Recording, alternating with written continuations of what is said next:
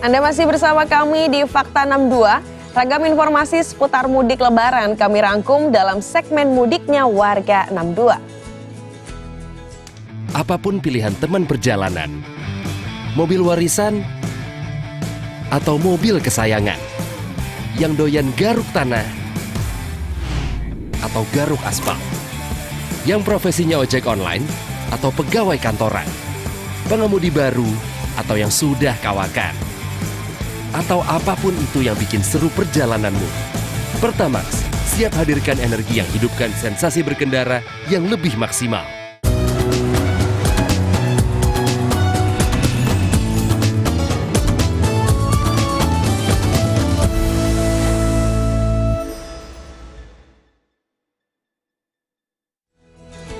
Hari pertama Lebaran, pemudik masih memadati area keberangkatan Terminal Kampung Rambutan, Jakarta Timur.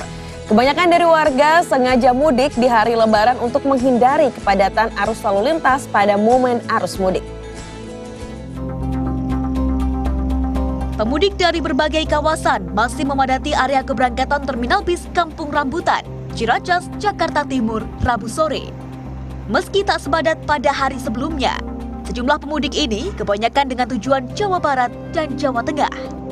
Salah seorang pemudik mengaku dirinya baru mendapatkan libur kerja sehingga baru sempat melakukan perjalanan mudik pada hari Idul Fitri.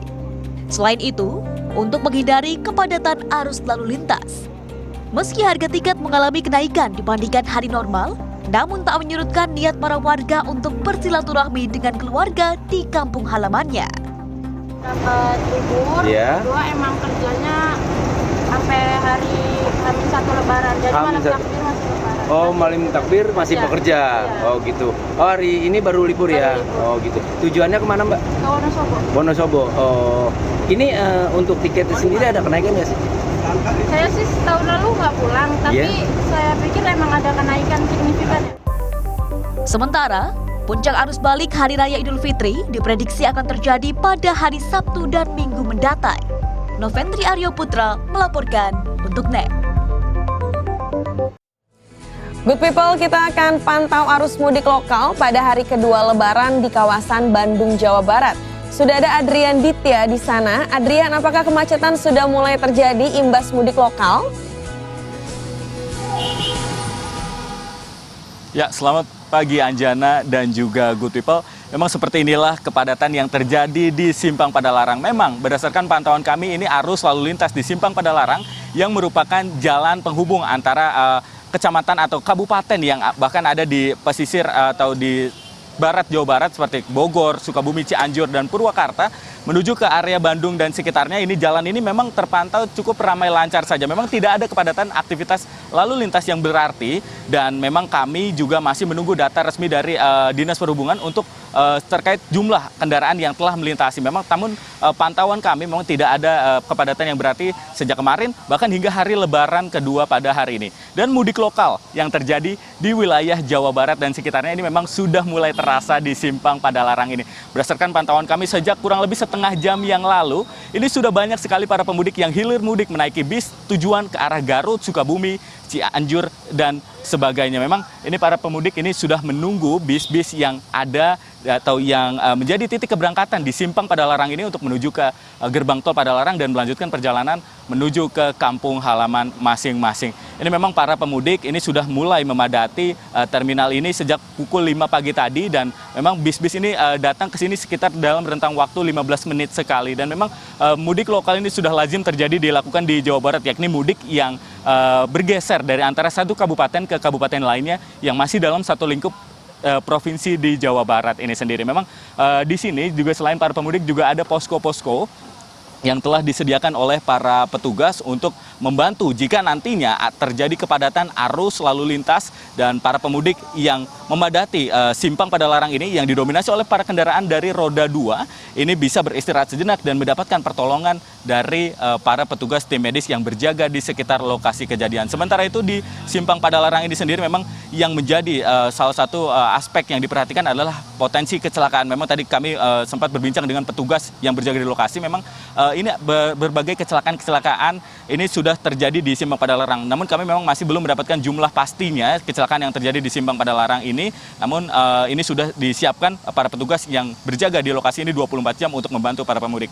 Untuk kawasan wisata Bandung Barat ini justru menjadi salah satu titik yang menjadi salah satu destinasi tujuan wisata bagi para wisatawan yang berasal dari daerah Jakarta dan sekitarnya. Tadi kami sempat berbincang dengan aparat kepolisian, ini sudah menempatkan berbagai personel di beberapa titik, yakni salah satunya di kawasan wisata Lembang yang dipadati oleh para pemudik yang ada dari daerah Jakarta dan sekitarnya. Memang kami juga masih terus akan memantau bagaimana arus informasi dan arus mudik lokal yang terjadi pada wilayah di Simpang Padalarang ini.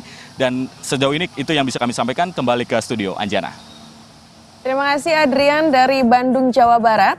Kini kita akan pantau langsung arus mudik lokal di Semarang, Jawa Tengah. Ada reporter net Husnul Khotimah di sana. Husnul, bagaimana situasi arus lalu lintas di sana? Apakah arus lalu lintas di Lebaran kedua ini sudah alami peningkatan?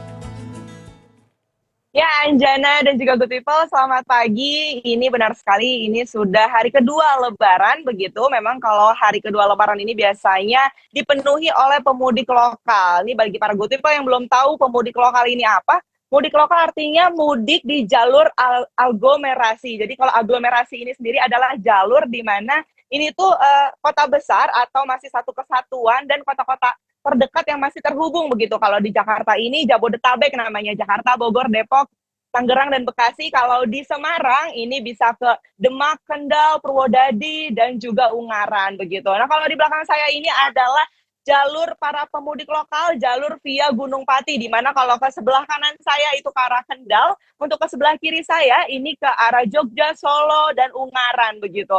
Dan kalau kita lihat Anjana, ini di belakang saya, ini kondisinya memang masih ramai lancar. Karena ini kepadatan, kalau kata para penduduk lokal di sini, ini kepadatan akan terjadi di siang hingga sore hari. Dan nanti jika kepadatan terjadi, ini ada dari beberapa pihak polisi yang berjaga di pertigaan ini sendiri. Dan untuk itu Anjana, kalau tadi dilihat bahwa yang kami pantau, ini biasanya didominasi yang lewat sini adalah para pengendara mobil pribadi atau para pengendara motor, dan juga tadi saya sempat melihat ada beberapa bus karena di sini juga ada terminal yang tersebar begitu, salah satunya adalah terminal Gunung Pati. Dan untuk itu Anjana, ini mengapa dikatakan sebagai jalur favoritnya para pemudik lokal, karena memang di jalur ini sendiri ini jalurnya sudah cukup bagus begitu, jalanannya tidak ada yang berlobang, dan memang jalur ini untuk mengurangi atau menghindari kemacetan yang ada di tol. Dan juga di jalur ini biasanya para pemudik jika nanti lewat sini, lewat jalur ini biasa disuguhkan oleh pemandangan-pemandangan yang